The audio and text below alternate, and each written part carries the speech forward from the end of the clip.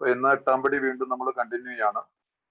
അപ്പൊ എന്നാ 78-ാമത്തെ പേജിലാണ് നമ്മൾ ബിഗ് ബുക്ക് ഉള്ളവര് കയ്യിൽ വെച്ച് കഴിഞ്ഞാൽ സന്തോഷമായിരിക്കും. ഒന്ന് ഓടിച്ച് അതിനെക്കുറിച്ചൊന്ന് പോയിന്റ് 8-9 നോക്കി തീർക്കാൻ പറ്റണം.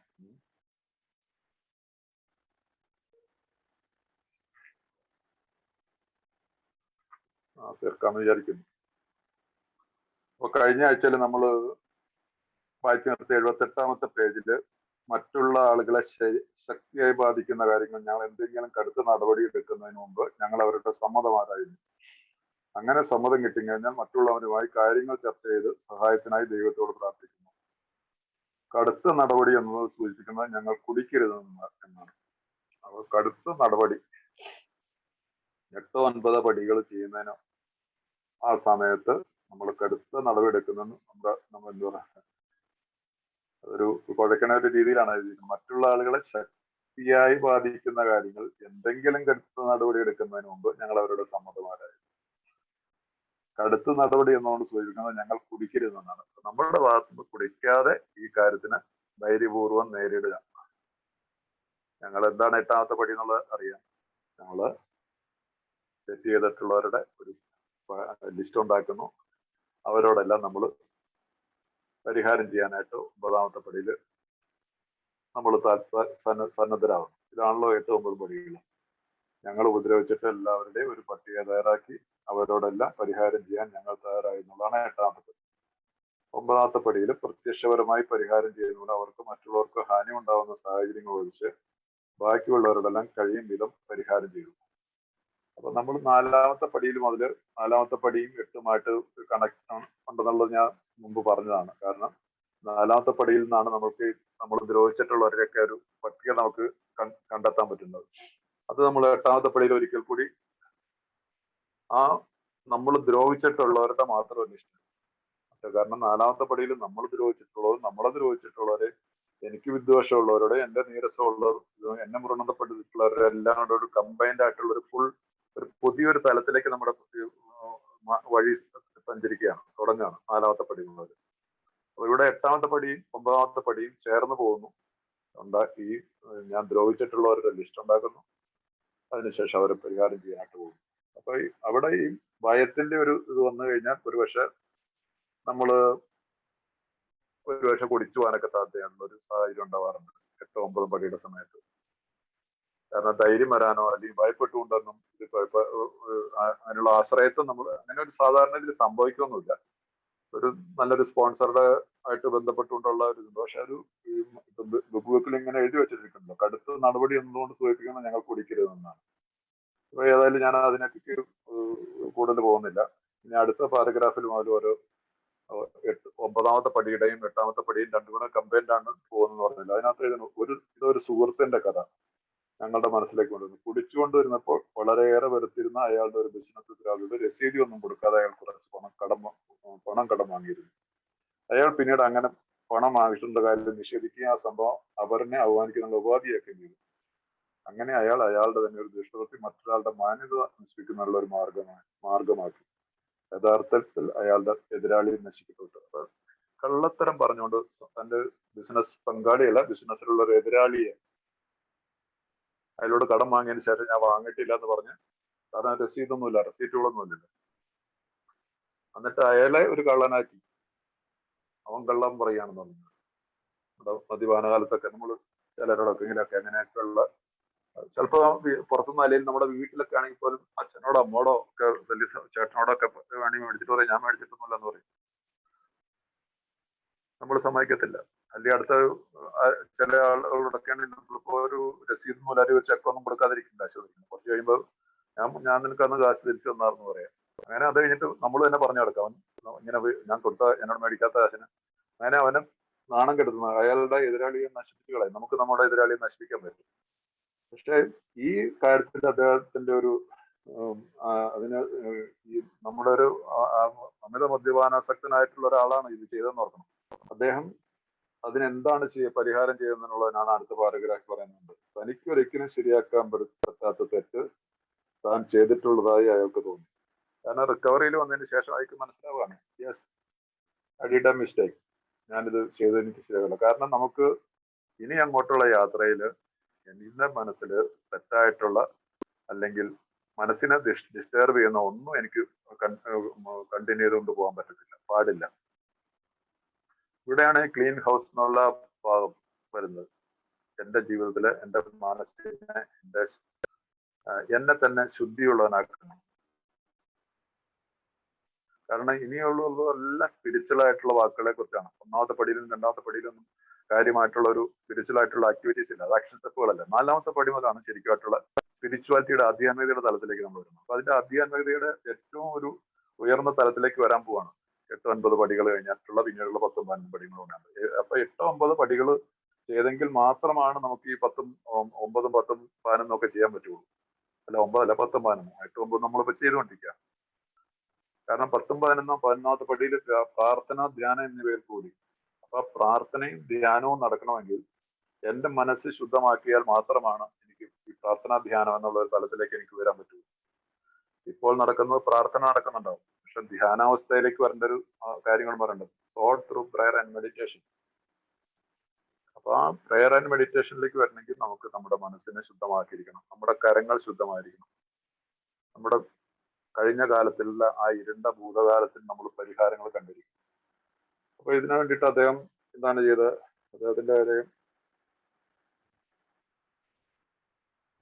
അദ്ദേഹത്തിന്റെ സുഹൃത്തിന്റെ ആ ബിസിനസ് പങ്കാളിയുടെ മാന്യത ബാധിക്കുകയൊക്കെ ചെയ്ത് അയാളുടെ കുടുംബത്തിന്റെ വരെ മാന്യത നഷ്ടപ്പെടുകയും ചെയ്തെന്നാണ്.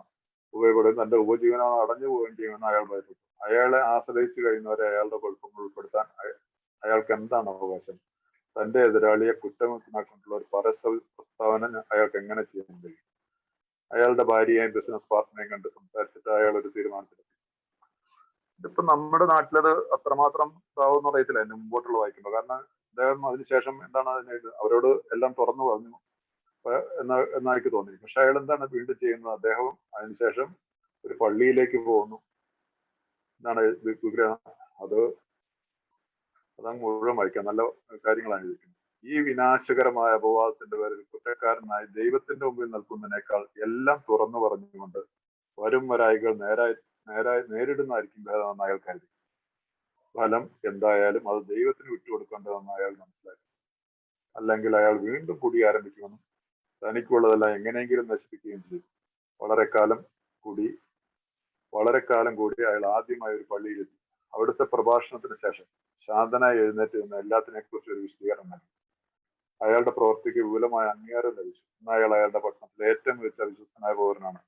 ഇതെല്ലാം സംഭവിച്ച വർഷങ്ങൾക്ക് മുമ്പാണ്. ഇതൊക്കെ ഇന്നത്തെ നമ്മുടെ ഇത് സാധ്യമാവുമെന്ന് എനിക്ക് സംശയമുണ്ട്. അങ്ങനെയുള്ളൊരു ധൈര്യം കാണും. പക്ഷെ ഈ വ്യക്തി നമ്മളെപ്പോലെ ഒരു മദ്യപാനിയായിരുന്ന ഒരു വ്യക്തി ഇത് ചെയ്തു. അയാൾക്കതിന് വേണ്ടിയിട്ട് അയാൾ എന്താണ് ആ പള്ളിയിൽ പോകുന്നു. പള്ളിയിലെ ആ പ്രാർത്ഥനയ്ക്ക് ശേഷമുള്ള സമയങ്ങളിൽ പള്ളിയിൽ അയാൾ സംസാരിക്കാൻ ആവശ്യപ്പെട്ടു. ആ പള്ളിയിൽ ഒരുപക്ഷെ ഇദ്ദേഹത്തിന്റെ സുഹൃത്തും ഇയാളും കാരണം എല്ലാവരും ഉണ്ടായിരുന്നിരിക്കും. അവരുടെ മുമ്പിൽ ഒരു കുറ്റസമ്മതം നടത്തുകയാണ്. ഞാൻ ഇങ്ങനെയൊക്കെ ചെയ്തു, എന്റെ സുഹൃത്തിനെ ഞാൻ ദ്രോഹിച്ചു. ആക്ച്വലി അല്ല കുറ്റക്കാരൻ, ഞാനാണ് കുറ്റക്കാരൻ. എന്താ അതുകൊണ്ടോ കിട്ടിയത്? ഇന്നയാൾ അയാളുടെ പട്ടണത്തിലെ ഏറ്റവും വിശ്വസ്തനായ പൗരനാണ്. ആ ഒരു പ്രവൃത്തി മൂലം അദ്ദേഹം നാണം കെടുകയല്ല ചെയ്തത്, അയാളെ കുറിച്ച് ആൾക്കാർക്ക് മതിപ്പുണ്ടാവുകയും ചെയ്തു. ഇത് തന്നെയാണ് നമ്മുടെ ജീവിതത്തിലും വരുന്നത്. നമ്മളിന്ന് ആരെങ്കിലും ദ്രോഹിച്ചിട്ടുള്ള ഒരാൾ ഉണ്ടെങ്കിൽ അവരോട് നമുക്ക് നേരിട്ട് പറയാം. ഇപ്പൊ ഇതുപോലെ പള്ളിയിൽ പോയിട്ട് അമ്പലത്തിലെ ക്ഷേത്രത്തിലൊന്നും നമ്മുടെ കേരളത്തിലേക്കുള്ള നമ്മുടെ രാജ്യത്തെ സാഹചര്യത്തിലൊന്നും അങ്ങനെയൊന്നും ചെയ്തതായിട്ട് എനിക്കറിയത്തില്ല. പക്ഷെ എനിക്കത് പറഞ്ഞ് ഇതിന് പരിഹാരം കണ്ടെത്തേണ്ടിയിരിക്കുന്നു. അപ്പൊ അതിനകത്ത് യാതൊരു ഒഴിവുകളും ചെയ്യാൻ പറ്റില്ല. അതെങ്ങനെ ചെയ്യണമെന്നുള്ളത് നമ്മുടെ സ്പോൺസർ ആയിട്ട് സംസാരിക്കണം. ചിലർ മരിച്ചു പോയവരുണ്ടാവും. മരിച്ചു പോയിട്ടുള്ളവരുടെ എങ്ങനെ പരിഹാരം ചെയ്യണമെന്നൊക്കെ ചോദിക്കും. അതിനെല്ലാത്തിനും പരിഹാരങ്ങളുണ്ട്. അപ്പൊ നമുക്ക് ആ ഇനി ഒരു 4-5 പടികൾ കൂടി നമ്മൾ ഒരു ഒരു ഭാണ്ഡത്തിൽ വിഴുപ്പ് കെട്ട് നമ്മൾ നമ്മുടെ തലയിൽ നിറക്കി വെച്ചതാണ്. അതിൽ നിന്ന് ഞാൻ ദ്രോഹിച്ചിട്ടുള്ള കുറെ ആളുകളുണ്ട്. അവരെ ആ വിഴുപ്പുകെട്ടിൽ നമ്മൾ ഒഴിവാക്കാൻ പറ്റില്ല. അതിന് ഞാൻ ഈ 8-9 പടികൾ കൂടി അവരോട് പ്രായശ്ചിത്തം ചെയ്യുന്ന പോലെ. ഇതിനകത്ത് പ്രായശ്ചിത്തത്തെ കുറിച്ചുള്ള ഇതിനകത്ത് ഞാനൊരു മിനിറ്റ് ഞാൻ നോക്കിയിട്ട് പറയാം. 8-9 പടികളിൽ നമ്മൾ ഓർത്തിരിക്കേണ്ട ഒരു നല്ലൊരു കാര്യം ഞാൻ പറയാം. കാരണം അത് നിങ്ങൾക്ക് പ്രയോജനം ചെയ്യും.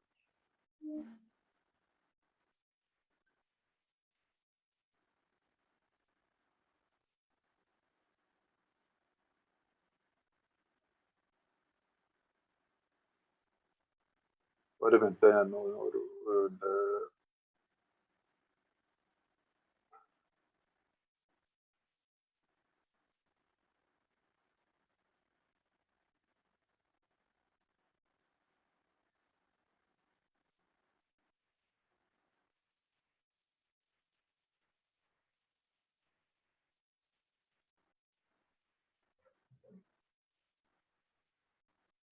എനിവേ അത് ഞാൻ കാണുന്നില്ല.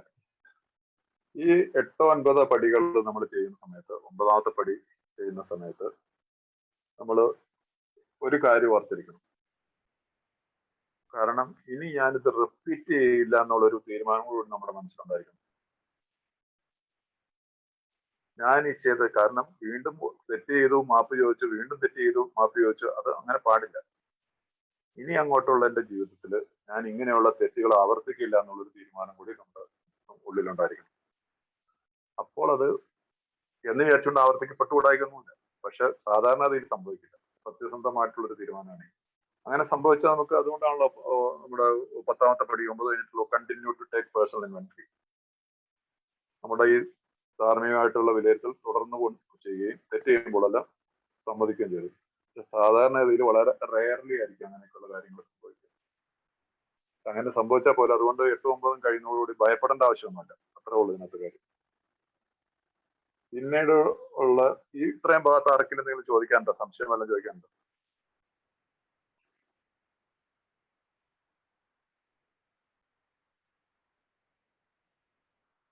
ആർക്കെങ്കിലും എന്തെങ്കിലും സംശയം ഉണ്ടോ? ചോദിച്ചു.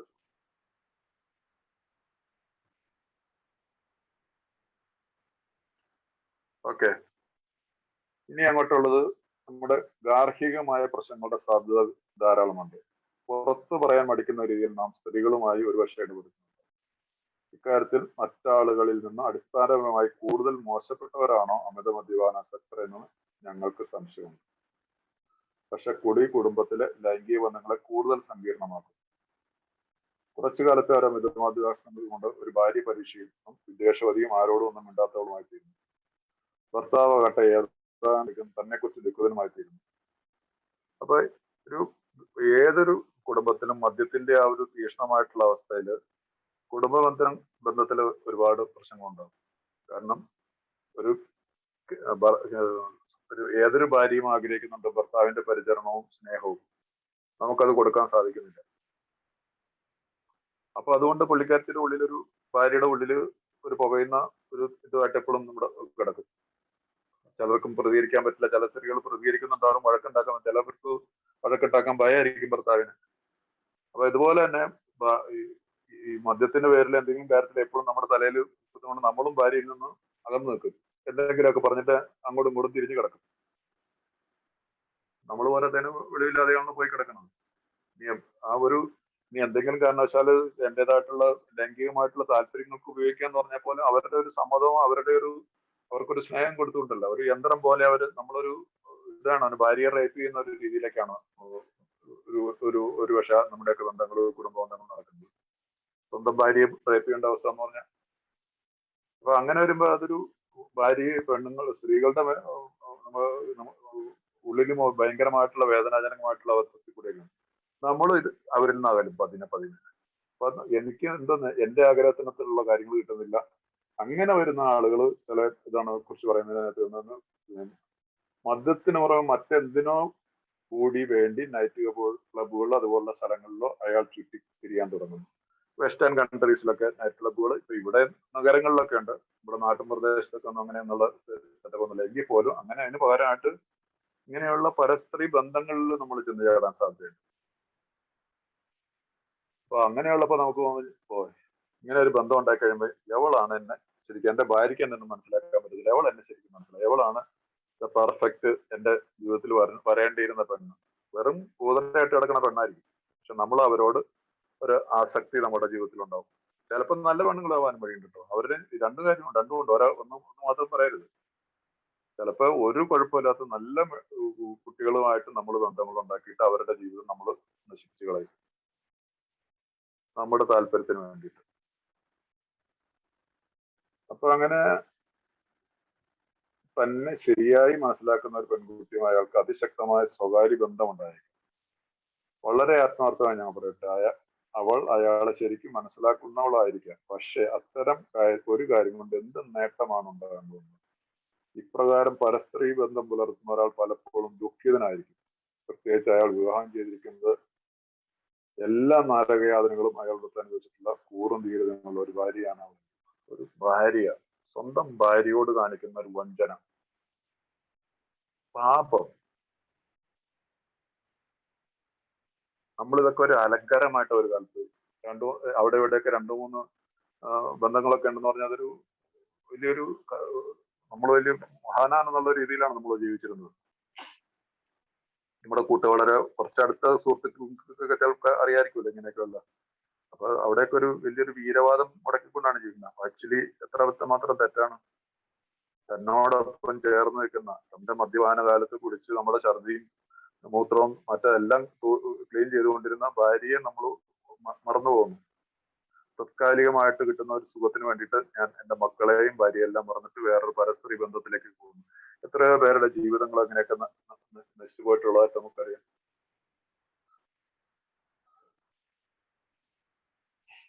ഇതൊക്കെ സ്വയം നിങ്ങൾ ആലോചിച്ച് നോക്കുക. ഞാൻ അതുകൊണ്ട് ഈ ഒരു ടോപ്പിക്കിലേക്കൊന്നും കൂടുതൽ കയറുന്നില്ല. പിന്നെ ഈ ഒരു ടോപ്പിക്കിനകത്ത് ഈ 9ാമത്തെ പടിയിലേക്ക് വരുമ്പോൾ ഒരു വളരെ സൂക്ഷിക്കേണ്ട ഒരു കാര്യത്തെക്കുറിച്ച് ഈ അടുത്ത പേജിൽ 80ാമത്തെ പേജിൽ 79 കാര്യത്തിന്റെ സ്ഥിതി എന്താണെങ്കിലും നമുക്ക് ഈ കാര്യത്തിൽ എന്താണെങ്കിലും ചെയ്യേണ്ടതുണ്ട്. നമ്മുടെ ഭാര്യയ്ക്ക് അറിയില്ലെന്ന് ഉറപ്പുണ്ടെങ്കിൽ നാം പിന്നെ അവളോട് തുറന്ന് പറയണോ? എനിക്ക് ഇങ്ങനെയുള്ള ഇല്ലീസിറ്റ് റിലേഷൻസ് അല്ല പരസ്പരി ബന്ധം ഉണ്ടെങ്കിൽ ഇത് ഞാൻ അവളോട് തുറന്നു പറയേണ്ടതുണ്ടോ? എല്ലായ്പ്പോഴും വേണ്ടി വരില്ല എന്നാണ് നിങ്ങൾ പറയേണ്ട ആവശ്യമില്ല. അവൾക്ക് അറിഞ്ഞുകൂടെങ്കിൽ പറയേണ്ട ആവശ്യമില്ല. നമ്മുടെ കാടത്തങ്ങൾക്ക് പൊതുവെ അവൾക്ക് അറിയാമെങ്കിൽ എല്ലാം വിശദമായി പറയേണ്ടതുണ്ട്. നമ്മുടെ ഈ ചെയ്തികളൊക്കെ ഭാര്യയ്ക്ക് അറിയാമെന്നില്ല, തുറന്ന് പറയേണ്ടതുണ്ടോ? തീർച്ചയായും നാം നമ്മുടെ കുറ്റങ്ങൾ തുറന്ന് സമ്മതിക്കണം. അവൾ എല്ലാ വിവരം അറിയാൻ നിർബന്ധം പിടിച്ചേക്കാം. സ്വന്തം ജീവിതത്തിലുള്ള ആ സ്ത്രീ ആരാണെന്നും എവിടെയാണെന്നും ഭാര്യയ്ക്ക് അറിയാൻ താല്പര്യമുണ്ടാവും. മറ്റൊരു വ്യക്തിയെ ഉൾപ്പെടുത്തിക്കൊണ്ട് വിശദീകരണം പറയേണ്ട എന്ന് തന്നെയാണ് ഞങ്ങളുടെ അഭിപ്രായം. അപ്പൊ ഇനി ഏതെങ്കിലും കാരണവശാൽ എനിക്ക് അവിടെ ഒരു റിലേഷൻ ഉണ്ടെന്നുള്ളതിനെ കുറിച്ച് വൈഫിന് ഒരു ബോധ്യം ഉണ്ടെങ്കിൽ, നമ്മൾ അറിയുകയും ചെയ്തിട്ടുണ്ട്, നമ്മളെ ബന്ധങ്ങളെ കുറിച്ച് വൈഫിനെ മനസ്സിലായിട്ടുണ്ടെങ്കിൽ അവിടെ നമുക്ക് ഓക്കെ, എനിക്കിങ്ങനെ ഒരു ഇതുണ്ടായിരുന്നു, ഇന്ന് ഞാൻ അതിൽ നിന്ന് മോചനമാണ്. പക്ഷെ അത് ആരാണ് എന്താണെന്ന് ഒരിക്കലും പറയാതെ, ആരോടാണ് എനിക്ക് ബന്ധം ഉണ്ടായിരുന്നത്, എന്തായിരുന്നു അവർ എത്രമാത്രം ചോദിച്ചാലും അതിലും നമ്മൾ അറിയേണ്ടത് കഴിഞ്ഞൊരു അധ്യായമാണ്. ഇനി അതിനെക്കുറിച്ച് നമുക്ക് ഡിസ്കസ് ചെയ്യേണ്ടത് വേറൊരു വ്യക്തിയുടെ ഒരു ജീവിതത്തെ ബാധിക്കുന്ന ഒരു കാര്യമായിരിക്കും. അതുകൊണ്ട് നമുക്കത് വേണ്ടെന്ന് പറഞ്ഞിട്ട് സ്നേഹപൂർവ്വം അതിൽ നിന്ന് അതും മനസ്സിലാക്കിക്കോളും. കാരണം നമ്മളെ മദ്യപിക്കാതെ നിൽക്കുന്ന ഒരു തലത്തിൽ ഭാര്യയ്ക്ക് അത് മനസ്സിലാക്കാൻ ഉൾക്കൊള്ളാനും ഇപ്പൊ പോരാത്തതിനിപ്പോ നമുക്കിപ്പോ അലനോന്റെ ഒക്കെ മീറ്റിംഗ് ഉണ്ടെങ്കിൽ അലനോണിൽ പോകുന്ന ഭാര്യമാരാണെങ്കിൽ അവർക്കും അത് ഉൾക്കൊള്ളാനായിട്ട് സാധിക്കും. അവരതുകൊണ്ട് കൂടുതൽ പിടിവാശി പിടിക്കത്തില്ല. അത് ആരാണെന്ന് എനിക്ക് അറിയണമെന്നൊന്നും പറഞ്ഞ് നമ്മുടെ അടുത്തേക്ക് വരത്തില്ല. കാരണം എന്റെ മനസമാധാനത്തിൽ ഇന്ന് ഞാൻ ഉണ്ടാക്കിയെടുത്തിരിക്കുന്ന സന്തുലിതാവസ്ഥ, സമചിത്തതയൊക്കെ ഈ ഒരു കാര്യം കൊണ്ട് നശിച്ചു പോകാനുള്ള സാധ്യതയുണ്ടെന്ന് ഭാര്യയ്ക്ക് മനസ്സിലാകാനുള്ള കഴിവുണ്ടായിരിക്കും. അപ്പൊ അതുകൊണ്ട് അവരതിനെ കൂടുതൽ അറിയാനായിട്ട് ചോദിച്ചിട്ട് പറയുകയും ചെയ്യരുത്.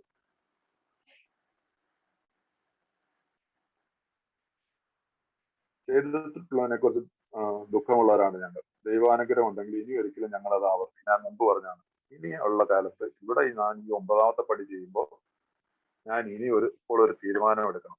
ഞാൻ ഈ തെറ്റ് ചെയ്തുള്ളവരോടൊക്കെ പൈസ വാങ്ങിയവരോടാണെങ്കിലും മറ്റ് ലൈംഗികമായിട്ടുള്ള വിഹിത ബന്ധങ്ങളായാലും ശരി, മറ്റുള്ളവന്റെ മുതല് മോഷ്ടിച്ചിട്ട് അതിനെക്കുറിച്ച് സമ്മതിക്കുകയൊക്കെ ചെയ്യുന്നതാണെങ്കിൽ ഇവിടെയൊക്കെ എല്ലാത്തിലും ഒരു തീരുമാനം എടുക്കണം. I will not repeat. ദൈവം ഇനി ഞാനത് ചെയ്യില്ല. അവരോട് ആരോടും പറയേണ്ട ആവശ്യമില്ല. ഞാൻ എന്നോട് തന്നെയും ദൈവത്തോടും ഞാനിവിടെ പറയണം. ആ ഒരു തീരുമാനത്തിൽ കൂടെയാണ് പിന്നീട് നമ്മുടെ ജീവിതത്തിൽ ഇങ്ങനെയുള്ള പ്രശ്നങ്ങൾ വീണ്ടും ഉണ്ടാവില്ല. കാരണം ഞാനിവിടെ ഒരു പുതിയൊരു അനുഭവം എന്റെ ജീവിതത്തിൽ ഉണ്ടാവാണ്. ഇതൊരു വലിയൊരു സ്പിരിച്വൽ എക്സ്പീരിയൻസ് ആണ്.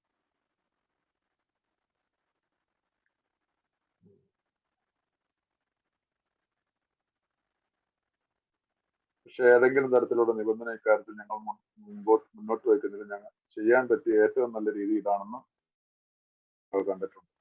അതിപ്പോ വിശദീകരിച്ചാണ്. ജീവിതത്തെക്കുറിച്ചുള്ള ഞങ്ങളുടെ ധാരണ ഒരു വശത്തേക്ക് മാത്രം സഞ്ചരിക്കാവുന്ന ഒരു പാതയല്ല. അത് ഭാര്യയ്ക്ക് എന്നതുപോലെ തന്നെ ഭർത്താവിന് നല്ലതില്ല. നമുക്ക് മറക്കാൻ പറ്റുമെങ്കിൽ അവൾക്കും അതിന് കഴിയും.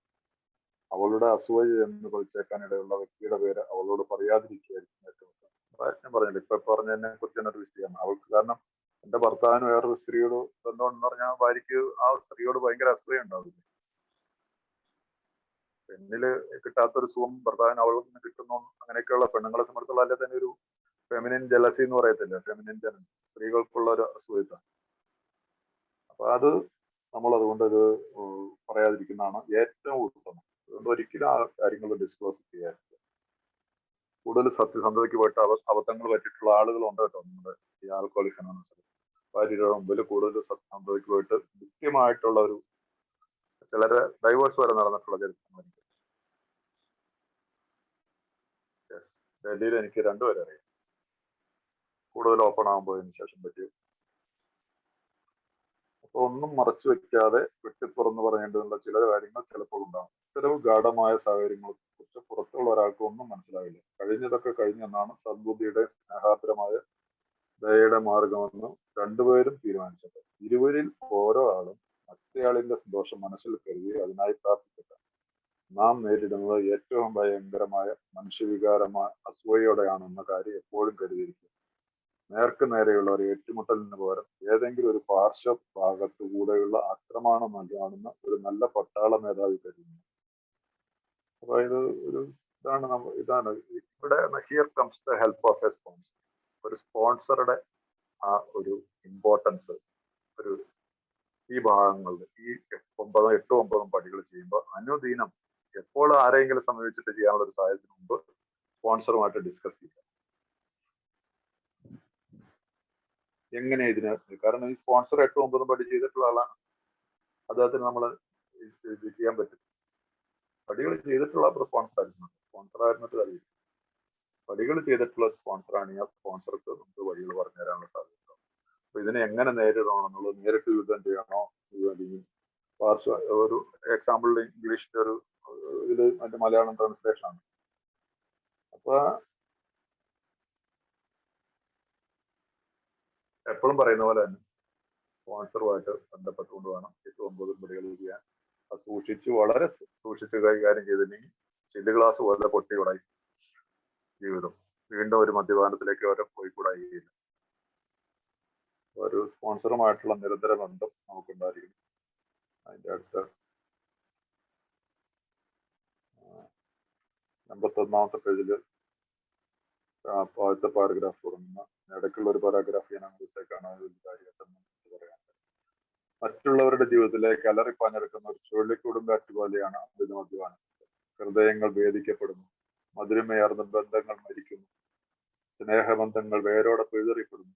സ്വാർത്ഥത നിറഞ്ഞതും മറ്റുള്ളവരെ കുറിച്ചും ഒട്ടും പരിഗണനയില്ലാത്ത ശീലങ്ങൾ വീടിനെ ആകെ കലങ്ങി മറിഞ്ഞ നിലയിലാക്കിയിട്ടാണ്. തനിക്ക് കൊടുക്കാതിരിക്കുന്ന അവസ്ഥ മാത്രം മതി എന്ന് ഒരാൾ പറയുമ്പോൾ അയാൾ ഒട്ടും ചിന്തിക്കുന്നേയില്ല എന്നാണ് ഞങ്ങൾക്ക് തോന്നുന്നത്. കൊടുങ്കാറ്റിൽ നിന്ന് രക്ഷപ്പെടുന്നുള്ള തുരങ്കത്തിനുള്ളിൽ പുറത്തേക്ക് വന്ന് തകർത്ത് തരിപ്പണമായ തന്റെ വീട് കാണുന്ന ഒരു കർഷകനെ പോലെയാണ് ഭാര്യയോട് അയാൾ ഇവിടെ സംഭവിച്ച കാര്യങ്ങളൊന്നും കാണേണ്ട എന്റെ പെമ്പറുന്നവരെ, കൊടുങ്കാറ്റ് നിന്നു എന്ന് തന്നെ വലിയൊരു കാര്യമാണ്. ഇംഗ്ലീഷിന്റെ മലയാളം ട്രാൻസ്ലേഷനുള്ളൊരു ഇച്ചിരി സ്വല്പാപകഥകളൊക്കെ ഉണ്ട്, എന്നാൽ പോലും സിമ്പിൾ ആയിട്ടുള്ളൊരു കാര്യമാണ്. ഇത് വളരെ ഈ പാരഗ്രാഫ് നമ്മുടെ എല്ലാ കുടുംബത്തിലും നടന്ന ഒരു കാര്യമാണ്. നമ്മുടെ എല്ലാ ജീവിതത്തിലും, ഇവിടെ ഇരിക്കുന്ന ഒരാളുടെ പോലും ജീവിതത്തിൽ സംഭവിക്കാതിരുന്നിട്ടില്ല.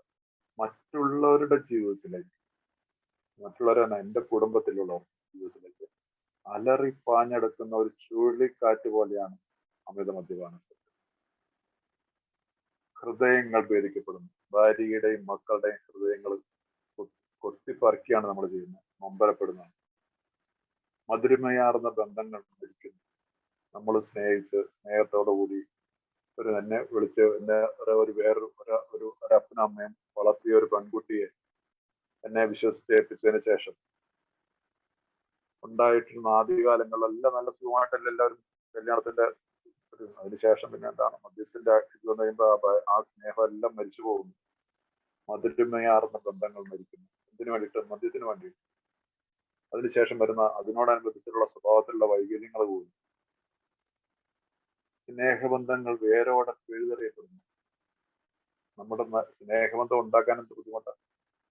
പക്ഷെ അത് വേരോടെ, കാരണം ഇവിടെ കൊടുങ്കാറ്റ് പോലെയാണ് നമ്മൾ വരുന്നത്. ഒരു മദ്യപാന ജീവിതം എല്ലാം വേരോടെ പിഴുതെറിയപ്പെടുന്നു. ഇതിനെല്ലാം ഉള്ള ഒരു പരിഹാരമായിട്ടാണ് നമുക്ക് ഈ 9, 8, 9 പടികൾ. സ്വാർത്ഥം എന്ന് പറഞ്ഞത് മറ്റുള്ളവരെ കുറിച്ച് ഒട്ടും പരിഗണയില്ലാത്ത ശീലങ്ങൾ വീടിനെ ആകെ കലങ്ങി മറിഞ്ഞ നിലയിലാക്കിയിട്ടുണ്ടാവും. ഇതൊക്കെ ഞാൻ ഒന്നും പറഞ്ഞു തരേണ്ട ആവശ്യം, നമ്മൾ വായിക്കണം. ഇതാണ് സ്റ്റഡി ചെയ്യുന്നതിന്റെ പ്രധാനം. വായിക്കുകയല്ല നമ്മൾ ചെയ്യുന്നത്, സ്റ്റഡി ചെയ്യുക. അതാണ് ഒരു സ്പോൺസറെ കാണാൻ പോകുമ്പോൾ എപ്പോഴും ബിഗ് ബുക്ക് കഴിയും. ഏതെങ്കിലും ഭാഗത്തെക്കുറിച്ച് നമ്മൾ വായിച്ചു വരുന്ന ഭാഗങ്ങളെ നമുക്ക് അതിനെക്കുറിച്ച് ഒരു ഇതുണ്ടെങ്കിൽ അതിന് ഹൈലൈറ്റ് വെച്ചിട്ട് അതിനെക്കുറിച്ച് ഡിസ്കസ് ചെയ്യാനൊക്കെ പോകണം. അങ്ങനെ ചെയ്താൽ അതിന്റെ പ്രയോജനം ഉണ്ടാവും. അങ്ങനെ ചെയ്തെങ്കിലേ അത് തീരുള്ളൂ. അല്ലാതെ ബ്ലൈൻഡ് ആയിട്ട് നമ്മൾ അന്ധമായിട്ട് ഇങ്ങനെ പോയി കഴിഞ്ഞാൽ പോക്ക് അത്ര സുഖമല്ല. കാരണം ഇത് എനിക്ക് വേണ്ടിയിട്ടാണ് ഇത് ചെയ്യുന്നത്. ഞാൻ എത്രമാത്രം ഇതിനകത്ത് പ്രോഗ്രാം വർക്ക് ചെയ്യുമോ അത്രമാത്രം എന്റെ സോബറേറ്റ് നന്നായിട്ട് വരും.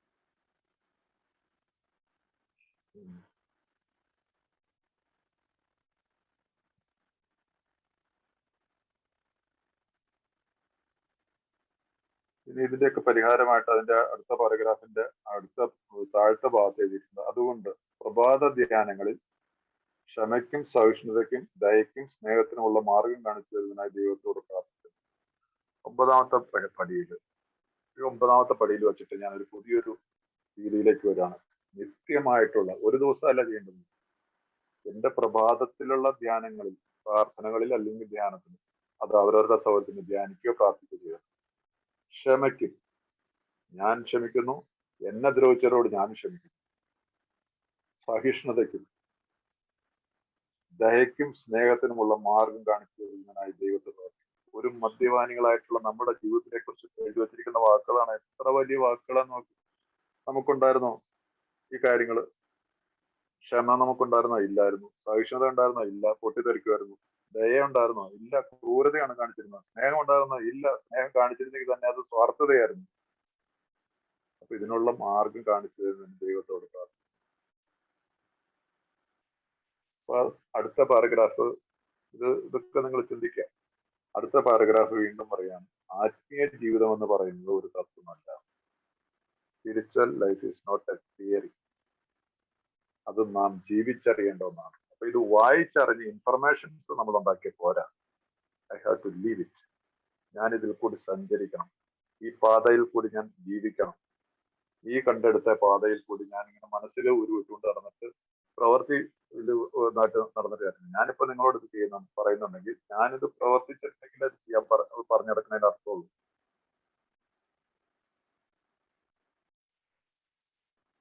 അപ്പൊ അതുകൊണ്ട് ഒരു പുതിയൊരു ജീവിതം നമ്മൾ ഇവിടെ മുതലൊരു വലിയൊരു മാറ്റം നടക്കുകയാണ്. നമ്മൾ 2ാമത്തെ പടിയിൽ നമുക്ക് ഒരു രജിസ്ട്രേഷൻ ഉണ്ടാക്കേണ്ട നമ്മൾ റീബോൺ എന്നാണല്ലേ പറയുന്നത്. നമ്മൾ പുനർജനിക്കപ്പെട്ടിരിക്കുന്നതാണ് ബിഗ് ബുക്ക് എഴുതിയിരിക്കുന്നത്. ആ പുനർജനനത്തിൽ നിന്നുണ്ടായതിന്റെ പുതിയൊരു അറിവും അനുഭവവും ആണ് ഈ 9ാമത്തെ പടിയിൽ. 5ാമത്തെ പടിയിൽ ദൈവാനുഭവം ഉണ്ടാവുകയാണ്. 9ാമത്തെ പടിയിൽ കൂടി ദൈവത്തിന്റെ എന്ത് വാക്കിട്ട് വേണമെങ്കിലും വിളിക്കാം. ആധ്യാത്മികമായിട്ടുള്ള നല്ലൊരു തലത്തിലേക്ക് നമുക്ക് ഇവിടെ മാറാൻ പറ്റും. ഇവിടെ എല്ലാം എളിമ, വിനയം നമ്മുടെ ഇതിന്റെ എല്ലാം ഫലമായിട്ട് നമ്മുടെ ഉള്ളിലുണ്ടാവും. ആ വിനയഭാവം വന്നാൽ മാത്രമാണ് 5ാമത്തെ പടിയിൽ നമുക്ക് കിട്ടിയതാണ് വിനയത്തിന്റെ ഭാവം. 5ാമത്തെ പടിയിൽ ഞാൻ എന്റെ തെറ്റുകളും എന്നോട് തന്നെയും മറ്റുള്ളവരോടും ദൈവത്തോട് ഏറ്റുപറയുന്നതോടുകൂടി വിനയഭാവം എന്റെ ഉള്ളിൽ വന്നതാണ്. ആ വിനയഭാവമാണ് മുമ്പോട്ട് ഉള്ള പടികളിൽ ഈ 6, 7 പടികളൊക്കെ ചെയ്തു വരുന്നത്. അപ്പൊ ഇവിടുന്ന് ഞാനൊന്ന് പുറകോട്ട് വരാം. ബിഗ് ബുക്ക് ഉള്ളവരൊക്കെ ഒന്ന് ഓർത്ത് വെച്ചിരിക്കുക. 68ാമത്തെ പേജിൽ ഞാനത് വായിച്ചു. നമ്മള് 4ാമത്തെ പടിയുടെ 4, 5 ഒക്കെ പടി ചെയ്ത് വന്ന സമയത്ത് നമ്മള് 4ാമത്തെ പടിയിൽ വന്നിട്ടുള്ളൊരു ഭാഗമാണ്. അതിനകത്ത് എന്ന് ഞാൻ പറഞ്ഞിരുന്നു, ഇവിടെ ഈ 9ാമത്തെ പടിയിലേക്ക് ഈ 68ാമത്തെ പേജിലേക്ക് വന്നിട്ട് ഇവിടെ ബിഗ് ബുക്ക് ഉള്ളവരൊക്കെ ഉണ്ടോ അല്ലെങ്കിൽ ഒന്ന് നോക്കിക്കോളാം. ഈ വിധം ഉദാത്തമായിരുന്നു പറഞ്ഞിട്ടൊരു പാരഗ്രാഫ് തുടങ്ങുന്നുണ്ട്. 2 പാരഗ്രാഫ് ഉണ്ട്. അതിനകത്തൊരു പ്രാർത്ഥനയായിട്ട് ഇതിനെ കാണാം. ആ പ്രാർത്ഥന എങ്ങനെയാണ് നമ്മൾ ചൊല്ലേണ്ടത്? ബുക്കിൽ എഴുതിയിരിക്കുന്നത് ഈ വിധം എന്നുള്ള മുതല് ഒരു പ്രാർത്ഥനയായിട്ട് എഴുതുക. അവിടെ ദൈവമേന്ന് എഴുതി വെക്കുക. ദൈവമേ, ഉദാത്തമായ ഒരു തെളിഞ്ഞ കുടുംബ ജീവിതത്തിന് രൂപം നൽകാൻ ഞങ്ങൾ എന്നുള്ളത് ഞാൻ ശ്രമിച്ചു. എല്ലാ ബന്ധങ്ങളെയും, ഞങ്ങൾ എന്നാണ് ഇതിനകത്ത് എഴുതുന്നത്, എല്ലാ ബന്ധങ്ങളെയും ഞാൻ ഇതുമായി ബന്ധപ്പെടുത്തി. ഇത് സ്വാർത്ഥതാപരമായിരുന്നു. മാതൃകമായ ഒരു കുടുംബ ജീവിതം രൂപപ്പെടാനും അതിൽ ജീവിക്കാനും ഞാൻ ദൈവത്തോട് അപേക്ഷിച്ചു. സെക്സ് ദൈവം തന്നതാണെന്നും അതുകൊണ്ട് അത് നല്ലതാണെന്നും ഞാൻ എപ്പോഴും ഓർക്കുന്നു. ഞാനെന്നുള്ള പറയുന്നിടത്തൊക്കെ ഞങ്ങൾ എന്നാണ് ബിബിൾ എഴുതിയിരിക്കുന്നത്. അത് നിങ്ങൾ ഞാനെന്നാക്കിക്കോളുക. അത് ലാഘവത്തോടെ എടുക്കാനോ സ്വാർത്ഥപരമോ അല്ല. അവജ്ഞയോടെയോ ആർത്തിയോടെയോ കാണേണ്ടതുമല്ല. എന്റെ ജീവിത ദർശനം എങ്ങനെ രൂപപ്പെടുത്തുമോ അതിലേക്ക് ഞാൻ വളരേണ്ടതുണ്ട്. എന്റെ തെറ്റുകൾക്ക് ഞാൻ പരിഹാരം ചെയ്യേണ്ടതുണ്ട്. അങ്ങനെ ചെയ്യുമ്പോൾ കാര്യങ്ങൾ കൂടുതൽ വഷളാകാതെ നോക്കുക എന്നാണ്. ഓർത്തിരിക്കുക. അപ്പൊ നമ്മൾ പറഞ്ഞു തന്ന ഭാഗമാണ് 8-9 പടികളാണ്. 4ാമത്തെ പടിയിൽ തന്നെ എഴുതി വെച്ചിരിക്കുകയാണ്. ചുരുക്കത്തിൽ മറ്റേതൊരു പ്രശ്നവും പോലെ ഞാൻ സെക്സും കൈകാര്യം ചെയ്യുന്നു. ഓരോ പ്രശ്നത്തിലും എന്താണ് വേണ്ടതെന്ന് ഞാൻ ദൈവത്തോട് ധ്യാനിക്കുന്നു. ശരിയായ ഉത്തരം കിട്ടും എനിക്ക് ആഗ്രഹമുണ്ടെങ്കിൽ. ഇത് തന്നെയാണ് ഇവിടെ പറയുന്നത്. നമ്മുടെ പ്രഭാത വേളകളിൽ ഈ പ്രാർത്ഥന ഇതൊരു പ്രാർത്ഥനയായിട്ട്, കാരണം ഇതൊരു സ്റ്റെപ്പ് സ്റ്റഡിയിൽ നിന്ന് ആരുടേതാണെന്ന് ഓർക്കുന്നില്ല. ഒരു പഴമക്കാരനായിട്ട് എനിക്ക് തന്നെ ഒരു ഫോറിനറാണ്, ഒരു കാനഡിയൻ. അതിന് ഒരു കാനഡിയൻ ബിൽ സ്മിത്ത് എന്ന് പറഞ്ഞ ട്രയലുടെ ഒരു സ്റ്റഡി ക്ലാസ് അറ്റൻഡ് ചെയ്തപ്പോഴാണ് അത് പിന്നീട് അത് എന്റെ സ്പോൺസറായിട്ട് അദ്ദേഹത്തിന് അത് പ്രയോജനപ്പെടുകയും ചെയ്തു. ഇത് നിങ്ങളൊന്ന് നോക്കി വെച്ചത് 68ാമത്തെ പേജ്. ബിഗ് ബുക്ക് കയ്യിലില്ലാത്തവര് അത് ഒന്ന് കടലാസിൽ നോക്കിയത് വളരെ ഇമ്പോർട്ടന്റ് ആയിട്ട് ഈ പ്രഭാതത്തിൽ ഈ 9ാമത്തെ പടിയിൽ വരുന്ന പ്രഭാത വേളകളിൽ, ഈ പ്രഭാത ധ്യാനങ്ങളിൽ ഈ പ്രാർത്ഥന ചൊല്ലിയ ധാരാളമായിരിക്കും.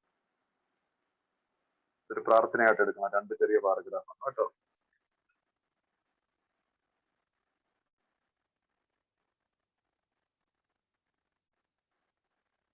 അപ്പോ ഈ 82ാമത്തെ പേജിലുള്ള നമുക്ക് ഒരിക്കലും ശരിയാക്കാൻ പറ്റാത്ത തെറ്റുകളുണ്ടാകും.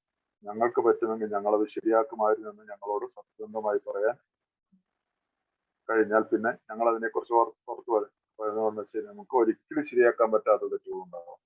ഞങ്ങൾക്ക് പറ്റുമെങ്കിൽ ഞങ്ങളത് ശരിയാക്കുമായിരുന്നെന്ന് ഞങ്ങളോട് സത്യസന്ധമായി പറയാൻ കഴിഞ്ഞാൽ പിന്നെ ഞങ്ങൾ അതിനെക്കുറിച്ച് ഓർത്ത് വേവലാതിപ്പെടേണ്ട കാര്യമില്ല. ചില ആളുകളെ നേരിട്ട് കാണാൻ പറ്റാത്തവരുണ്ട്. അവർക്ക് സത്യസന്ധമായ ഒരു കത്ത് ഞങ്ങൾ അയക്കും. ചില കാര്യത്തിൽ തെറ്റുപറ്റുന്നത് ശരിയാക്കാൻ നീട്ടിക്കൊണ്ടുപോകാൻ അതിന് തക്കതായ കാരണമുണ്ടായേക്കാം. പക്ഷെ ഒഴിവാക്കാൻ പറ്റുമെങ്കിൽ ഞങ്ങൾ അത് താമസിക്കാറില്ല. ഏറാൻ മുട്ടികളാകാതെയും ഉപയോഗശൂന്യരാകാതെയും നാം സാമാന്യ ബുദ്ധികളുള്ളവരായും നയമാരമായ സമീപനമുള്ളവരായും മറ്റുള്ളവരുടെ പരിഗണനയുള്ളവരായും വിനയാന്യതരും, ആ വാക്ക് ശ്രദ്ധിക്കുക, വിനയാന്യതരുമായിരിക്കും. ദൈവത്തിന്റെ ആളുകൾ എന്ന നിലയ്ക്ക് നമുക്ക് കിട്ടിയ ഒരു പദവിയാണ്. ദൈവത്തിന്റെ ആളുകൾ എന്ന നിലയ്ക്ക് ഞങ്ങൾ സ്വന്തം കാലുകളിൽ നിൽക്കുന്നു. ഞങ്ങൾ ആരുടെ മുമ്പിലും ഇഴയേണ്ട ആവശ്യമില്ല. അപ്പൊ ഈ പാരഗ്രാഫിൽ കണ്ടോ, നമുക്ക് ഒരിക്കലും ശരിയാക്കാൻ പറ്റാത്ത പല തെറ്റുകളുണ്ടാകും. ഒരു പരിഹാരം ചെയ്യാൻ പറ്റത്തില്ല. അവിടെ എന്ത് ചെയ്യാൻ പറ്റും? ഞങ്ങൾക്ക് പറ്റുമെങ്കിൽ ഞങ്ങൾ ശരിയാക്കുമായിരുന്നു ഞങ്ങളോട് സത്യം. എനിക്ക് പറ്റുമായിരുന്നെങ്കിൽ അത് തീർച്ചയായിട്ടും തന്നെ എന്ത് പരിഹാരം ചെയ്യുമായിരുന്നു. പക്ഷെ എന്നെക്കൊണ്ട് സാധിക്കുന്നില്ല. അങ്ങനെയുള്ളൊരു ഇതിനെ കുറിച്ച് എനിക്ക് എന്നെക്കുറിച്ച് പറയാൻ, സത്യസന്ധമായി പറയാൻ കഴിഞ്ഞാൽ പിന്നെ അതിനെക്കുറിച്ച് ഓർത്ത് വേവലാതിപ്പെടണ്ട. സത്യസന്ധമായിരിക്കും. ഒരു സൊല്യൂഷൻ ചെയ്യാൻ പറ്റില്ല, ചെയ്തു പോയി. അതിന് എന്ത് ചെയ്യാൻ പറ്റും? ഒന്നും ചെയ്യാൻ പറ്റില്ല. ഒരു പരിഹാരം ചെയ്യാനുള്ള ഒരു മാർഗമില്ല.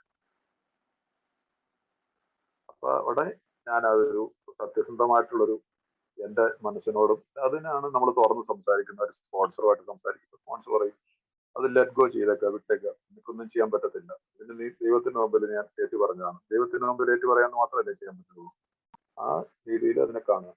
അത് ഞാൻ പറഞ്ഞില്ലേ, ഇപ്പൊ നമ്മൾ ഈ പറഞ്ഞ പാരഗ്രാഫിൽ അതിപ്പോ സെക്സും ഒക്കെ ആയിട്ട് ബന്ധപ്പെട്ടായിരിക്കും. ഒരു പെൺകുട്ടിയായിട്ട് നമുക്ക് ഒരു അവിഹിത ബന്ധം ഉണ്ടായിട്ട് അവളുടെ ജീവിതത്തെ അവള് നമ്മൾ ദുരുപയോഗം ചെയ്തിട്ടുണ്ടെങ്കിൽ അതിനകത്ത് നമുക്ക് എന്ത് ചെയ്യാൻ പറ്റും? ചെയ്തു പോയില്ല, ഇനിയിപ്പോ ഒന്നും ചെയ്യാൻ പറ്റത്തില്ല. അപ്പൊ അങ്ങനെയൊക്കെ ഉള്ളതുകൊണ്ടാണ് ഈ അഭിപ്രായത്തിന്റെ ഇതിനകത്ത് എഴുതിയിരിക്കുന്ന എന്റെ തെറ്റുകൾ ഞാൻ പരിഹാരം ചെയ്യണം. അങ്ങനെ ചെയ്യുമ്പോൾ കാര്യങ്ങൾ കൂടുതൽ വഷളാകാതെ നോക്കുകയാണ്. കാരണം ഒരു കല്യാണം കഴിഞ്ഞ അവള് ജീവിക്കാൻ അവൾക്ക് അവിടെ ചെന്നിട്ട് എനിക്ക് ക്ഷമ വയ്ക്കാൻ പറ്റും. അവളുടെ ഭർത്താവിന്റെ എങ്ങനെയായാലും ആ കഴിഞ്ഞ ഒരു അധ്യായമാണ്. അപ്പൊ അതുകൊണ്ട് കഴിയുന്നത് അങ്ങനെയുള്ള പറയാനുള്ള ഒരു സാഹചര്യം അതിനെക്കുറിച്ച് ഓർമ്മപ്പെടുത്താനോ അതിനെക്കുറിച്ച് കുറച്ച് വേലാതിപ്പുണ്ടാകില്ല. അതുകൊണ്ടാണ് ചുരുക്കത്തിൽ മറ്റേതൊരു പ്രശ്നം പോലെ സെക്സ് ഞാൻ കൈകാര്യം ചെയ്യുന്നു. ഓരോ പ്രശ്നത്തിലും എന്താണ് വേണ്ടത് ഞാൻ ദൈവത്തോട് ധ്യാനിക്കുന്നു. ശരിയായിട്ട് ഉത്തരം കിട്ടും എനിക്ക് ആഗ്രഹമുണ്ടെങ്കിൽ. ആ ഒരു പ്രാർത്ഥന നിങ്ങൾ ഓർത്തിരുന്നുള്ള 8-9 പടിയുടെ ഭാഗത്ത്. ഇനിയാണ് ഈ 9ാമത്തെ പടിയുടെ പ്രോമിസ്. അത് നമ്മൾ ഒരുവിധമുള്ള മീറ്റിങ്ങുകളിലെല്ലാം വായിക്കുന്നതാണ്. നമ്മുടെ പുരോഗതിയിലെ ഈ ഘട്ടത്തിൽ നാം കഠിനാധ്വാനത്തിന്, പലപ്പോഴും പറയാറില്ല എയുടെ പ്രോഗ്രാം ഒരു സിമ്പിൾ പ്രോഗ്രാമാണ്, എളുപ്പത്തിൽ ചെയ്യണം, സരളമായി ചെയ്യുക എന്ന് പറയും. സരളതയൊന്നുമില്ല, കഠിനാധ്വാനം തന്നെ വേണം. Vigorous honesty. ആ കഠിനാധ്വാനം എന്ന് പറയുന്നതാണ് കൃത്യമായ സത്യസന്ധത. ആ സത്യസന്ധതയ്ക്ക് നമ്മൾ തയ്യാറാണെങ്കിൽ പകുതി വഴി ചെല്ലുന്നതിന് മുമ്പ് തന്നെ നാം അത്ഭുതപരത ഒരു പുതിയ സ്വാതന്ത്ര്യവും സന്തോഷവും നാം അറിയാൻ പോകും. നമ്മുടെ 12 വാഗ്ദാനങ്ങൾ പറയാൻ ഉള്ളതിൽ ഓരോന്നോരോന്നായിട്ട് പറയുകയാണ്. എന്താണ് നമ്മൾ അത്ഭുതപരത. കാരണം ഞാൻ ഇത്രയും, കാരണം ഈ ഒരു 3 വർഷം 4 വർഷമൊക്കെ സോബറിറ്റി ഒക്കെ ആകുമ്പോഴത്തേക്കും നമ്മുടെ ഒരു ഫിസിക്കലി ഒരു റിപ്പയറോ ഉണ്ടാവും, ഫൈനാൻഷ്യലി വ്യത്യാസങ്ങൾ ജീവിതത്തിലുണ്ടാവും, കടങ്ങളൊക്കെ കുറയും. അങ്ങനെ ജീവിതത്തിൽ വീട്ടിലും ഇതിലൊക്കെ നമ്മളെ തന്നെ അത്ഭുതപ്പെടുത്തുന്ന രീതിയിലുള്ള ഒരു വളർച്ച ഉണ്ടാവും. അതൊരു വാഗ്ദാനമായിട്ടാണ് അത് ചെയ്യുന്നത്. അപ്പോൾ ഒരു പുതിയ സന്തോഷവും സ്വാതന്ത്ര്യവും നാം അറിയാൻ പോവുകയാണ്. ഇനി അങ്ങോട്ടുള്ളത് എന്താണ്? പുതിയൊരു സന്തോഷം. കാരണം ഇന്ന് ഞാൻ മദ്യത്തോടുള്ള എനിക്കൊരു ആസക്തിയില്ല. മദ്യത്തെക്കുറിച്ചുള്ള ചിന്ത പോലെ എന്റെ മനസ്സിൽ വരുന്നില്ല. സ്വതന്ത്രനാണ്. മറ്റേ മദ്യം കൊണ്ടില്ലെങ്കിൽ അല്ലെങ്കിൽ മറ്റു പല ശീലങ്ങളുള്ളവരെ സിഗരറ്റ് വലിയോ അങ്ങനെയുള്ള ഒരുപാട് അഡിക്ഷനുള്ള സാധനങ്ങളുണ്ടല്ലോ. ഇതൊക്കെ കയ്യിലില്ലെങ്കിൽ നമ്മളെന്താണ് നമ്മുടെ ഒന്നാമത്തെ പടിയിൽ പറഞ്ഞിട്ടുള്ള restless, irritable and discontent. Here I am not restless. നമുക്ക് 9ാമത്തെ പടിയിൽ എത്തുമ്പോഴത്തേക്ക് യാതൊരു റെസ്റ്റ്ലെസ്, പ്രശാന്തതയാണ്. രാവിലെ എണീക്കുമ്പോൾ എനിക്ക് അതൊരുമില്ല. എനിക്കൊരു മുൻഷുണ്ടിയില്ല. ഇറിറ്റബിൾ അല്ല മനുഷ്യൻ. പെട്ടെന്ന് ആരോടും പൊട്ടിത്തെറിക്കുന്നില്ല. വളരെ ശാന്തനായിട്ടിരുന്ന് വന്നാൽ ചായയും കുടിച്ച് വൈഫിനോട് തിരിച്ചു വർത്താനം പറഞ്ഞിട്ട് പത്രം വായിച്ചു നമ്മൾ ഇരിക്കും. മുമ്പ് അങ്ങനെ ആയിരുന്നില്ല. ഡിസ്കണ്ടന്റ് അല്ല, അന്ന് ഡിസ്കണ്ടന്റ് ആയിരുന്നു. ഇപ്പൊ ഞാൻ ഡിസ്കണ്ടന്റ് ആയിരുന്നു, ഉത്തരവാദിത്തമുള്ളവനാണ്. അലസത ഭാവമില്ല. അപ്പൊ ഇതിൽ നിന്നുള്ള പുതിയ സ്വാതന്ത്ര്യം ഈ 1ാമത്തെ പടിയിലെ അൺമാനേജബിലിറ്റിയിൽ നിന്നുള്ള മോചനമാണ്. My life is unmanageable. Second part of the first.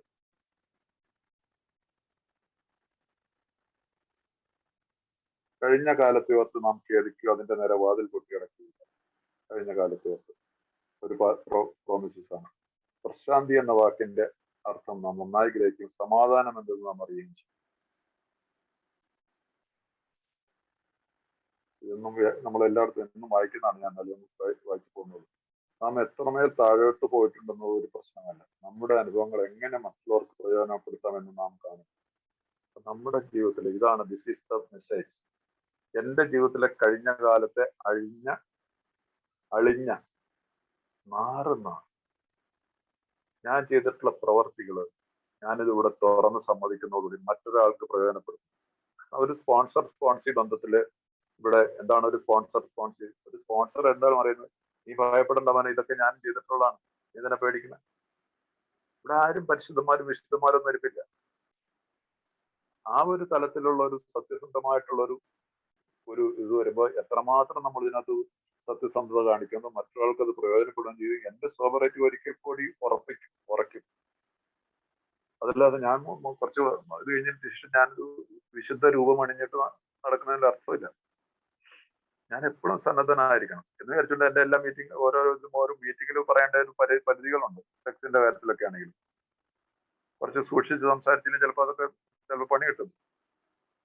നമ്മൾ പറഞ്ഞ കാര്യങ്ങൾ ചിലപ്പോൾ ഒരു പക്ഷേ പണി പുറത്ത് വേറെ വല്ലതും പറയുന്നത് തമ്പി എന്ന് പറഞ്ഞ പുള്ളിനെ കണ്ട് പുള്ളി വിവാഹ പരിപാടികളൊക്കെ കാണിച്ചു നടക്കുന്ന ഒരാളാണെന്നൊക്കെ പറഞ്ഞു കഴിഞ്ഞാൽ അതൊക്കെ കുറച്ചിട്ടുണ്ടോ. അതുകൊണ്ട് ഇതൊക്കെ ഒരു സ്പോൺസറായിട്ടൊക്കെ ഡിസ്കസ് ചെയ്ത് പോകേണ്ട കാര്യങ്ങളുണ്ട്. ഒരുപാട് ഓപ്പണായി പോയ പ്രശ്നങ്ങൾ ഉണ്ടാകും. സൂക്ഷിച്ച് കൈകാര്യം ചെയ്യേണ്ട ഒരു കാര്യമാണ്. അപ്പൊ ഒന്നിനും കൊള്ളാത്തവരാണ് നാം എന്ന ധാരണയിൽ സ്വയം സഹതവും അപ്രത്യക്ഷമാകുന്നു. ഒന്നിനും കൊള്ളാത്തവരാണ്. കാരണം ഇതുവരെ പോയി മദ്യപാനം നിർത്തിയതിനു ശേഷം നമുക്ക് തന്നെ തോന്നല്ലോ, മൈ ഗോഡ്, ജീവിതം എല്ലാം കൂടെ ഒരു കോഞ്ഞാട്ട എന്ന് പറയും, പരാജയത്തിലെത്തിയുന്നുണ്ട്. ആ ഒരു ധാരണയെ നൽകി മാറ്റി. സ്വയം സഹതാപം, ഇത് സെൽഫ് പിറ്റി എന്ന് പറയുന്ന വലിയൊരു ഒരു വിഷമാണത്. ഒരു സ്വയം സഹതാപം, ഞാനൊരു പാവം, ഇനി എന്ത് ചെയ്യാൻ, അങ്ങനെയൊക്കെയുള്ള ഒരു മനസ്സിലൊരു അയ്യോ പാവം എന്നുള്ളൊരു ഭാവം, അത് വളരെ ദോഷകരം. അത് മദ്യത്തിലേക്ക് കൊണ്ടെത്തി. ആ അയ്യോ ഭാവത്തിന് ശക്തിമാനായിട്ട് ആ ഒരു നെഗറ്റിവിറ്റിയാണ്. ആ നെഗറ്റിവിറ്റിയിൽ നിന്ന് നമുക്ക് ഒരു വർഷം മദ്യത്തിലേക്ക് പോകാനുള്ളത്. പക്ഷെ ഇവിടെ അതല്ല. ഈ പടികൾ ഈ രീതിയിൽ ചെയ്തു വന്നു കഴിഞ്ഞാൽ this is a promise. Alcoholics അനോണിമസിന്റെ വാഗ്ദാനമാണ്. ഒരു പ്രോമിസസ് എന്ന് പറഞ്ഞാൽ ഐ പ്രോമിസ് യു എന്ന് പറഞ്ഞാൽ അതൊരു പ്ലഡ്ജ് ആണത്. അതിനകത്ത് വള്ളി മാറത്തില്ല. അതിനകത്ത് യാതൊരു സംശയമില്ല. ഈ പടികൾ ചെയ്തു പോകുന്നവരെ സംബന്ധിച്ചുള്ള ഉറപ്പായിട്ടുണ്ട്. അപ്രത്യക്ഷമാണ്. സ്വാർത്ഥ കാര്യങ്ങളുള്ള നമ്മുടെ താല്പര്യം നഷ്ടപ്പെടുകയും നമ്മുടെ സഹജീവികളോടുള്ള സ്നേഹം വർദ്ധിക്കുകയും ചെയ്യുന്നു. സ്വാർത്ഥ കാര്യം, നമ്മുടെ ഇതിലുള്ള സ്വാർത്ഥത പോകുന്നു. നമ്മുടെ സഹജീവികളോടുള്ള വീട്ടിലും കുടുംബത്തിലും എല്ലായിടത്തുമുള്ള എല്ലാവരോടുള്ള ഒരു സ്നേഹം വർദ്ധിക്കും. ഭാഗ്യാന്വേഷണ പ്രവണത നമ്മളിൽ നിന്ന് അകലും. ഭാഗ്യാന്വേഷണ പ്രവണത പല ആളുകൾക്കുമുള്ളേ ഒരു വല്ലാത്തൊരു ഒരു ഫൂൾസ് പാരഡൈസ്, ഒരു മൂഢസ്വർഗത്തിൽ ജീവിക്കുന്ന ഒരുപാട് ഉണ്ട്. അതില്ല. റിയാലിറ്റി എന്ത് എന്റെ കയ്യിലുണ്ടോ that I am happy with what I have. എനിക്ക് എന്തുകൊണ്ട് അതിൽ ഞാൻ സന്തോഷമാണ്. സത്യസന്ധമായ രീതിയിലുള്ള സന്തോഷമാണ്. അപ്പൊ അതുകൊണ്ട് വലിയ നാളെ കുറിച്ചുള്ള ഭയങ്കര കൊട്ടാരം പണി ഒരു മൂടന്റെ മൂഢസ്വർഗത്തിൽ ഞാൻ ജീവിക്കില്ല. ജീവിതത്തോടുള്ള നമ്മുടെ മനോഭാവം, കാഴ്ചപ്പാടുന്ന ലളിതമായ ഭാഷയാണ്. ആളുകളെ കുറിച്ച്, സാമ്പത്തിക സുരക്ഷിതത്തെ കുറിച്ചുള്ള ഭയം നമ്മൾക്ക്. ആളുകളെ നമുക്ക് ഭയമായിരുന്നു. മറ്റു പലരും അവരെന്ത് വിചാരിക്കും, അവരെങ്ങനെ വിചാരിക്കും, അവരെങ്ങനെ പറയുമോ, ആ ഭയം വിട്ടുമാറും. സാമ്പത്തിക അസുരക്ഷിത. എനിക്കൊരു ഇന്നത്തെ ഈ പ്രോഗ്രാം ചെയ്യുന്നവന്റെ വീട്ടിൽ ആരുടെ വീട്ടിൽ പട്ടിണി കിടന്നാട്ടി ഞാൻ പറ്റും. അവൻ അന്നത്തേക്ക് ജീവിക്കാനുള്ള അവന്റെ വീട്ടിലുണ്ടായിരുന്നു. ഗ്യാരണ്ടീഡാണ്. ആളെ കുറിച്ച് ഓർത്ത് വേദനപ്പെട്ടിട്ടുണ്ട്. നമ്മുടെ വീട്ടിൽ ഒരു കാര്യം മുടങ്ങത്തില്ല. നമ്മുടെ പിള്ളേരുടെ വിദ്യാഭ്യാസം നടക്കും, കല്യാണവും നടക്കും, വീടും ഉണ്ടാവും, എല്ലാം ഉണ്ടാവും. എന്തൊക്കെ പോയിട്ടുണ്ട് അതിന് നല്ലതായിട്ട് ദൈവം തരും. കാരണം സമയത്ത് ദൈവം തന്നെ ഞാൻ അനുഭവിച്ചല്ലോ. ഇന്നും ഒരുപാട് പ്രശ്നങ്ങളുണ്ട്. പക്ഷെ എനിക്കിന്നും ഭയമില്ല. 100% ഞങ്ങൾ പറയും, എനിക്കൊരു ലേശം ഭയമില്ല. കാരണം എനിക്ക് ഉറപ്പുണ്ട്, ഞാൻ ഈ പടികൾ കൂടി സഞ്ചരിച്ചിട്ട് ഇപ്പൊ ജീവിതത്തിൽ ഞാൻ പ്രാവർത്തികമായിട്ട് ജീവിക്കാൻ എന്നെ കൊണ്ടാവുന്ന രീതിയിൽ ഞാൻ ചെയ്തിട്ടുണ്ട്. എനിക്ക് നല്ല ഉറപ്പുണ്ട്. പിന്നെ എന്തിനാ എനിക്ക് ഭയപ്പെടേണ്ട? ആ ഫിയർ ഇല്ലെന്ന്. ആ fear of people and economic insecurity will leave us എന്നാണ് പറയുന്നത്.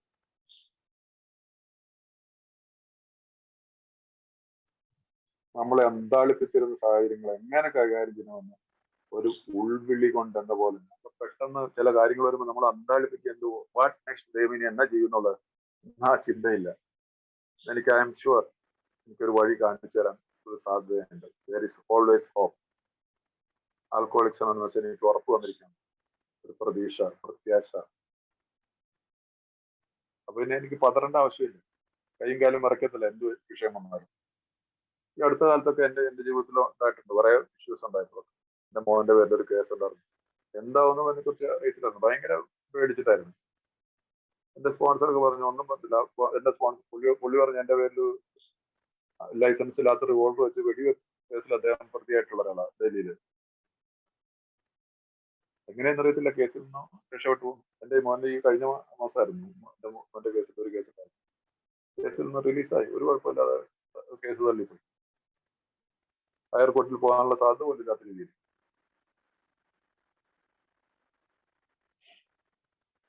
അപ്പൊ ഇങ്ങനെയുള്ള അന്താളിപ്പിക്കുന്ന ഒരു കാര്യമില്ല. കാരണം നമുക്കൊരു വിശ്വാസം ഉണ്ടാവും, മൈ ഗോഡ്, എന്റെ ദൈവം എന്നെ കൈവടിയില്ല.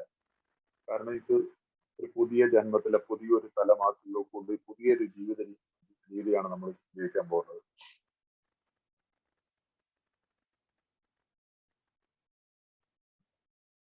അതിനുശേഷം പറയുന്ന അവസാനത്തെ പ്രോമിസസ് പറയാൻ, ഞങ്ങൾക്ക് സ്വയം ചെയ്യാൻ കഴിയാതിരുന്ന കാര്യങ്ങൾ ദൈവം ഞങ്ങൾക്ക്